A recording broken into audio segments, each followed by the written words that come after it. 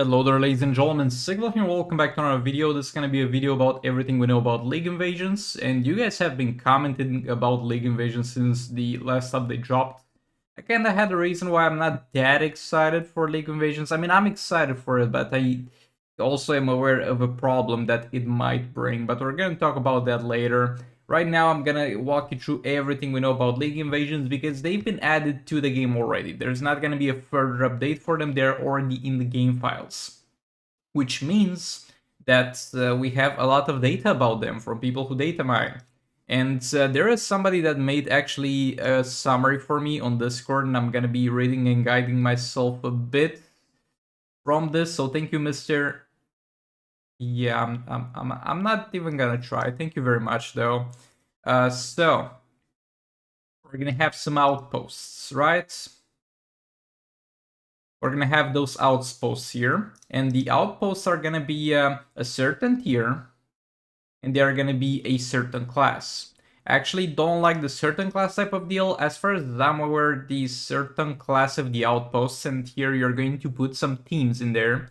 We're not sure if one team per outpost or multiple teams per outpost, but if you put a tech character in the tech outpost, you will get a boost in that regard. I don't really like this mechanic because it's gonna go one of two ways. It's either gonna be somewhat limiting in terms of the team combinations you can do, or it's gonna be so irrelevant that you don't care about it and just put the proper team with the proper synergy anyway, regardless of the class they have.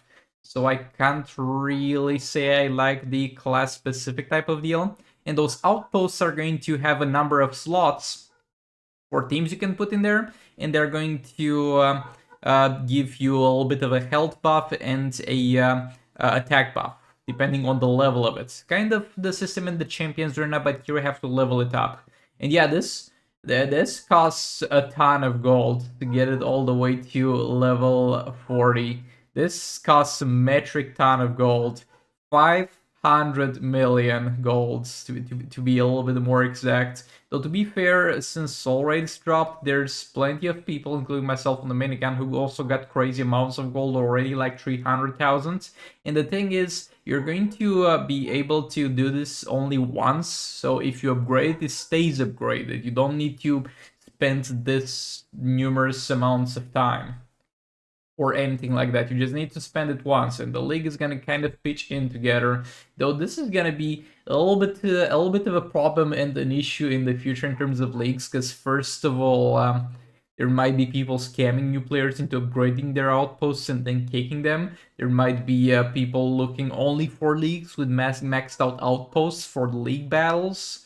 So yeah, a little bit of an issue here in that regard. But overall, I'm just glad you upgrade them once and they stay upgraded. And look, this says deck. I think deck means the number of heroes. So we have a level 30 outpost, which is moving to 40, and it's gonna move from 30 slots to 40 slots.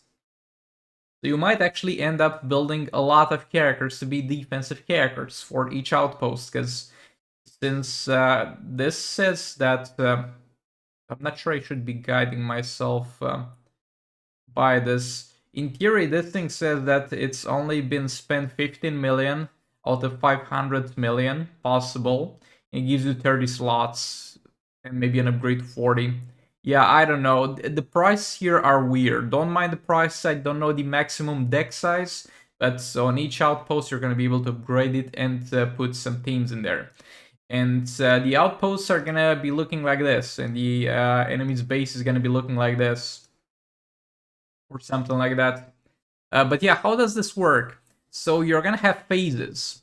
You're gonna be matched up with a league that you're gonna have an invasion against, and there's gonna be a preparation phase in which you deploy heroes on outposts. And after the deployment phase is done and you move on to attacking the enemy's outpost, you can no longer modify your own outpost placements. And yeah, that makes sense. That makes sense. And the defensive teams will be saved with the artifacts and equipment that they have when you select them. Please don't sit on the keyboard, buddy. And I'm not sure if the artifacts are gonna get like pseudo copied into this mode. For example, I put an artifact on one of my defensive character and it's gonna save it as wearing the artifact, and then I can remove the artifact and also use it on my attacking team. I'm not aware of that, but you also seem to be able to put some artifacts on them. And yeah, this is kind of the main problem with this thing. So far, we didn't really have any mode where it was really a problem for the free-to-play players, that the pay-to-win side of things existed. Arena, you have endless refreshes, just refresh for another opponent if the opponent that you currently have has some nasty artifacts. Also, in Arena, you're gonna have an easier time if you pay money to get your accounts a little bit of a head start, but at the same time, in Arena wins who is able to and willing to grind more. In Champions, or not just fight another team, there are plenty of teams to fight. You're almost never going to be at the point where you have no team that you can beat. But now we have a little bit of a situation where you can't avoid the reality of pay-to-win players existing. And there are plenty of leagues for free-to-play exclusively.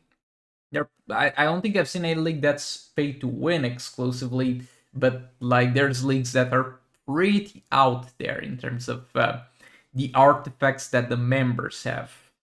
So you're gonna have a player who only has access to 3 artifacts, who's fighting a team that has 3 artifacts that don't let him die, like the Icon Suit, I think it's called, from the last contract. But yeah, this is gonna be the unavoidability of free-to-play directly interacting with pay-to-win. And that kind of sucks. And at the same time, this might create a little bit of a problem in terms of leagues, because now a lot of leagues, bro, good people are gonna still be welcoming, but some leagues might be like, yeah, what artifacts do you have, buddy? Do you have any juicy artifacts for the league war? So you don't? That's too bad. Maybe try on another league. And it kind of creates this divide, which I don't think I've ever seen present in Injustice Mobile. So that's a little bit of a concern about this. And also, what it says here is that, oh, by the way, you can only use heroes once in league battles. And so when you fight enemy outpost, you're going to get points. And I think the team that has the most points is going to win. And also, I think simultaneous attacks on certain places are going to give additional points. And the artifacts, there's also a weird thing with the artifact. After you've used it once, you can't use it again. It might be during this specific, let's say, league invasion.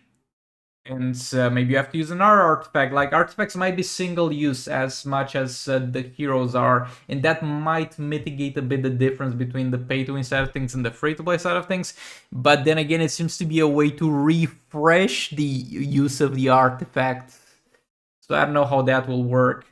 Also, we have no information currently on the rewards you're gonna get out of this. So I have absolutely no idea. But yeah, that's gonna be it for this one. That's pretty much all we know about League Invasions. Thank you so much for watching. Like the video if you liked it, dislike if you disliked it, and I'll see you on the next one. Goodbye!